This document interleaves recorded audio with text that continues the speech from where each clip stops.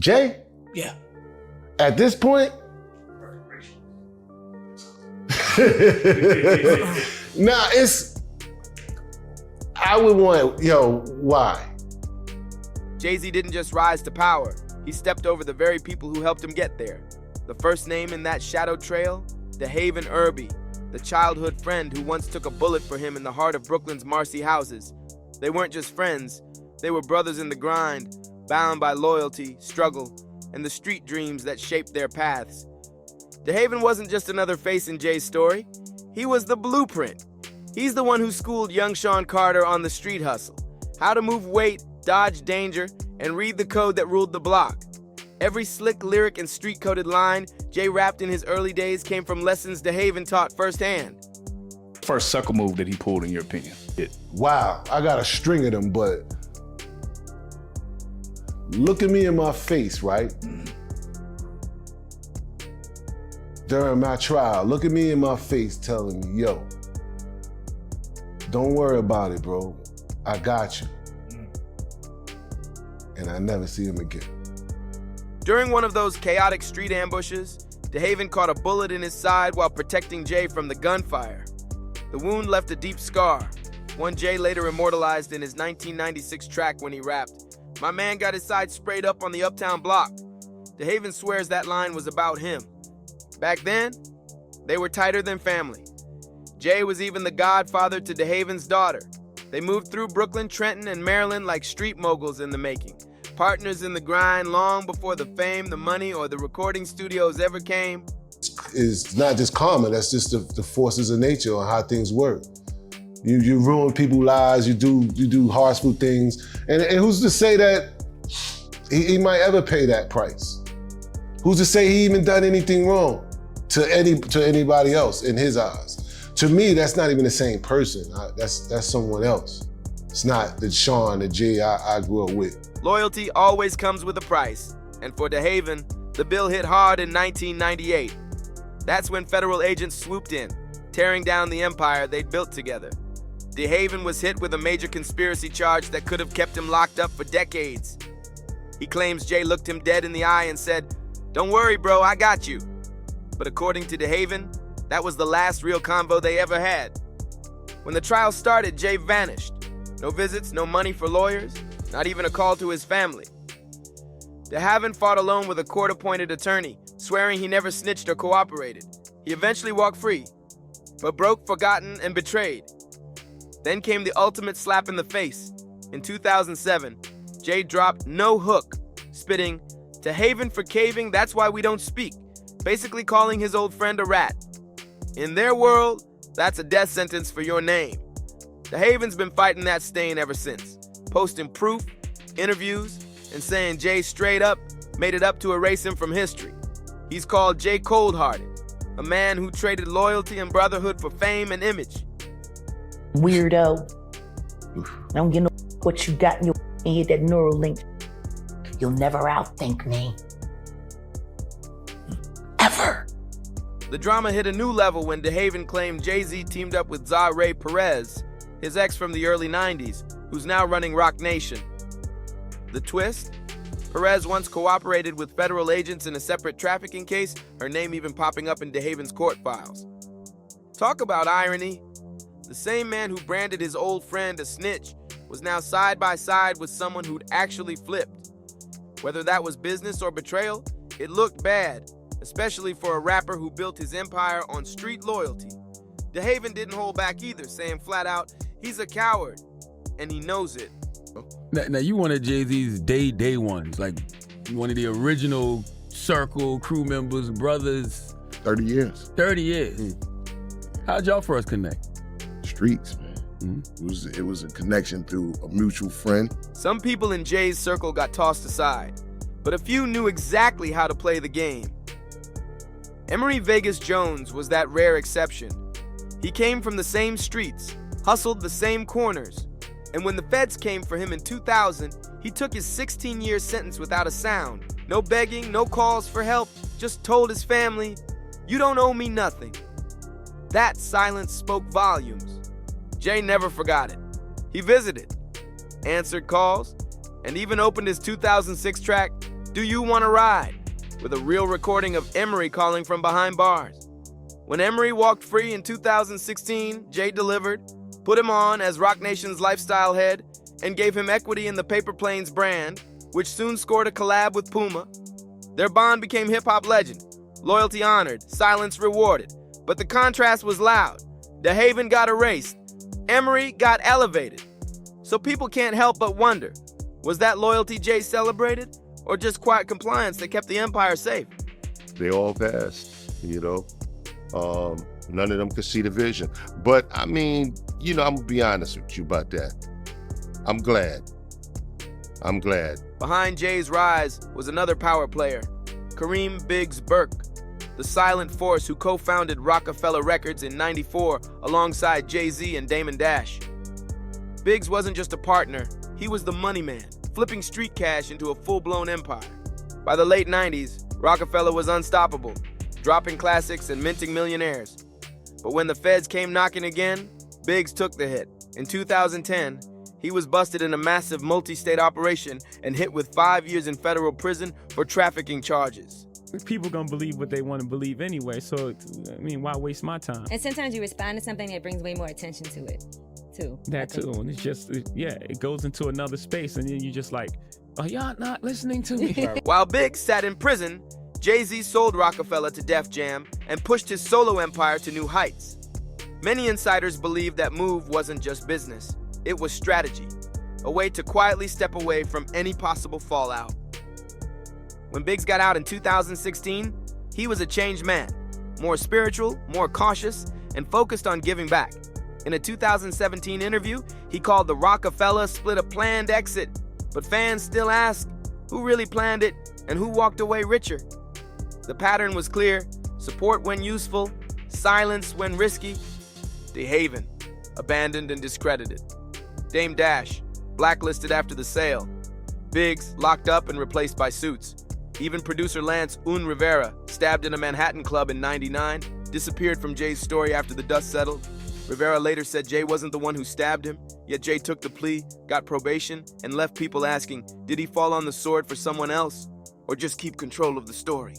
But after that major documentary comes out on Diddy, then you're going to start to hear more and more about Jay-Z and his nefarious past. Over the years, Jay-Z's circle turned into a code.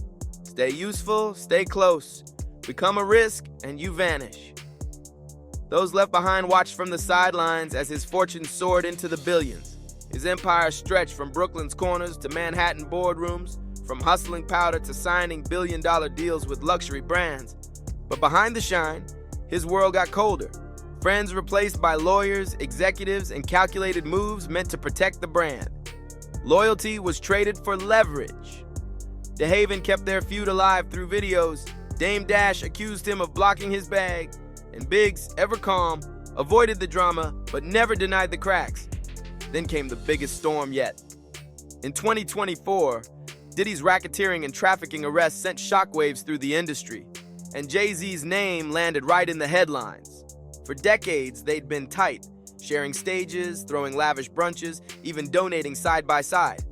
But when prosecutors started detailing Diddy's alleged network, whispers began flying. How much did Jay really know? And if he didn't, how could he not? And we do have some breaking news that we want to bring to you. It was being reported by TMZ and now Fox News. We are learning that Jay-Z is accused of raping a 13-year-old girl. That is new in the Diddy lawsuit. The whispers turned into shouts just 2 months later when a shocking civil lawsuit dropped, accusing both Diddy and Jay-Z of assaulting a 13-year-old after the 2000 MTV VMAs. The accuser, repped by attorney Tony Busby, claimed she was lured by a limo driver, given drinks, and assaulted in a private room while a famous female celebrity looked on. Jay-Z fired back fast, calling the claims fabricated and accusing Busby of straight-up extortion. His lawyers pushed to get the case tossed, insisting he wouldn't pay a single penny to settle. But even with his denial, the damage was done. That same year, Jay was promoting social justice projects, and now his name was tied to one of the darkest lawsuits the industry had ever seen. In a blistering statement, Jay-Z accuses Jane Doe's attorney of trying to blackmail him. He said further, quote, "These allegations are so heinous in nature that I implore you to file a criminal complaint, not a civil one. Whomever would commit such a crime against a minor should be locked away. Would you not agree?" Jay-Z hit back fast with lawyers, not emotion. He claimed he and Diddy were never close, just public associates. But the photos, collabs, and years of business together told another story. Now, with Diddy locked up and more indictments rumored, Jay's silence is only turning up the heat. For years, he's mastered the game of staying spotless while everyone around him crumbled. But this time feels different. The walls are closing in, and the headlines keep getting darker. People are asking if Jay didn't just betray his friends, but perfected the art of doing it. And here's the twist. Right when his empire faces its biggest test yet, the last man still tied to him is the one the FBI says could bring the whole thing down. Diddy, once his equal, now his biggest threat. Two kings of hip-hop, two billionaires, and maybe one final reckoning. They used to toast side by side at Roc Nation brunches, co-host events, and preach about black excellence and brotherhood. But when federal prosecutors came for Diddy in September 2024, the whole image shattered. The indictment painted him as the mastermind of a twisted empire built on control and exploitation. Prosecutors claimed there were secret freak-off parties, hidden cameras, and contracts that blurred the line between music and manipulation. They said Bad Boy Entertainment wasn't just a label, it was a front for something much darker. In one night, Diddy went from mogul to federal defendant, staring down a possible life sentence. And Jay-Z, he did what he's always done when things get messy. He vanished into silence. Sean had to take responsibility for what he did as an individual. Sean is the one who pulled that gun out. Sean is the one who shot. So he has to take responsibility for that. No statements, no tweets, no words of support, just silence. Within weeks, old photos of Jay-Z and Diddy started vanishing from Roc Nation's pages like they'd never existed. Insiders whispered about hush-hush calls to lawyers, PR teams, and digital cleaners working overtime to wipe the trail. Even industry reporters caught it. Diddy's name quietly disappeared from Roc Nation's list of past collaborators. The empire that once bragged about their bond now acted like it never happened. Jay-Z's move wasn't about loyalty this time. It was pure survival mode. This morning, rap mogul Jay-Z is denying allegations he assaulted a 13-year-old girl alongside rapper Sean Diddy Combs. That civil lawsuit filed against Combs in October was amended Sunday to include Jay-Z. The accuser, identified only as Jane Doe, says she was assaulted by both men. Then came December, and the revelation that shook even the most jaded insiders. A civil lawsuit already filed against Diddy suddenly added Jay-Z's name to the mix, and the details were explosive. A woman claimed that when she was 13, after the 2000 MTV VMAs, she was given drinks and assaulted in a private room by both men, while a well-known female celebrity allegedly watched. The filing said her drink left her dazed before Jay-Z supposedly restrained her. The accusations hit like a bomb, especially coming just weeks after Diddy's federal indictment. Jay-Z wasted no time firing back. His lawyer, Alex Spiro, called the claims idiotic and blasted attorney Tony Busby for extortion. Jay even filed a counterclaim, saying Busby's team threatened to go public unless he paid them off. His words were defiant and sharp. "No, sir, I will not give you one red penny." Jay-Z's response wasn't just a denial, it was a declaration of war. He came out swinging in court, but stayed silent everywhere else. No interviews, no empathy for Diddy's accusers, nothing but filings and cold precision. That silence hit hard because it clashed with the image he spent years building. The reformer, the philanthropist, the man who fights for justice. He backed the Khalif Browder documentary, launched the Reform Alliance, and fought to free Meek Mill. Jay built himself up as hip-hop's conscience, the billionaire with a cause. But when one of his oldest allies faced horrific accusations, Jay had nothing to say. No support, no distance, not even a word. That silence felt loud, and the timing made it louder. The amended lawsuit dropped just as Diddy's empire was crumbling, feds seizing properties, grabbing hard drives, and collecting witness statements. Some say adding Jay-Z's name wasn't random, it was leverage. a move that shifted the spotlight from Diddy alone to a bigger, scarier question. How deep does this network really go? How deep does this silence really run? And if one billionaire falls, does he drag the other down with him? Inside Roc Nation, sources say panic's been brewing for months. One former insider claims Jay-Z's circle has been scrambling, cleaning up event credits, tweaking social tags, and warning people not to mention the friendship at all. Even longtime collaborators have gone quiet, allegedly under pressure from major brand partners. It's like the story's being rewritten in real time. But there's a problem. Diddy's accusers aren't just naming him anymore. Some are hinting at other high-profile figures who showed up at those same exclusive parties, charity events, and secret retreats. Now, entertainment forums are exploding with theories. No solid proof yet, but the mystery is fueling obsession. And to make things messier, attorney Tony Busby isn't known for bluffing.